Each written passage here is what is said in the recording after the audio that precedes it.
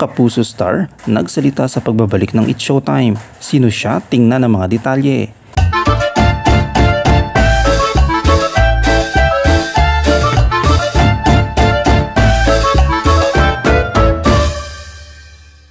Si Christian Bautista, isa sa mga kapuso singer na nag-aabang sa pagbabalik ng noontime show na kapamilya na It's Showtime.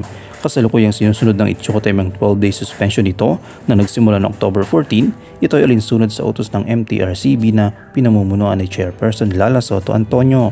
Bago ito patawan ng suspension, si Christian ay isa sa mga kapuso stars na inimbitahang maging hurado para sa tawag ng tanghalan segment ng nasabing kapamilya show. Noong October 8, nakapanayam ng Press People's Christian sa kanyang show sa 19 East tungkol dito. Buong tiwala siyang malalampasan ng buong pamilya ng It's Showtime ang hamon na ito. Ayon sa kanyang pahayag, It's Showtime in that family and that community, whatever they will experience, whatever hardship or struggles, nalalampasan nila. So babalik yan, stronger, better, and we're rooting for them. Pansamantala itong pinalitan ng programang may title na It's Your Lucky Day kung saan host sina Luis Manzano, Meli Cantaberos at marami pang iba. Samantala marami ring pinaghahandaan ngayon si Christian at kabilang narito ang kanyang upcoming Kapuso project. Hindi rin naman muna nagbigay si Christian ng detalye tungkol dito, ngunit excited siya para sa kanyang bagong proyekto. Kwento niya, wala pa schedule, inaayos lang yung calendar. Pero I'm gonna be part of something. I can't say now until ma-release na, pero hopefully next year.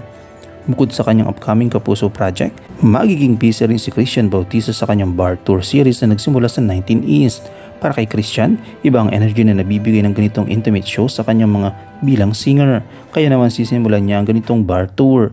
Ibang side din ni Christian ang kanyang pinapakita sa kanyang mga tour. Kwento ni Christian, I remember when I was starting, I started here in the bars and this really where the roots started. So I want to expand roots again, sing to the audience personally, inches away. Iba talaga yung energy. Dati ko pa talagang gusto maging rocker, pero sometimes in situations like this, lalabas natin and they have no choice. Pero sometimes you just have to have the artistic freedom to do different things, and I'm glad that they are so receptive.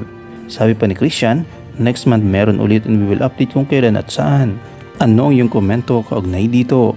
Shoutout tayo na Gloria Tortuga, kay Chris Jerry Cruz at kay Gloria Gigi. I-comment mo lang ang inyong opinion sa comment section at huwag kalimutang i-like, i-follow, i-subscribe ang bcgram.net para sa mga latest happenings.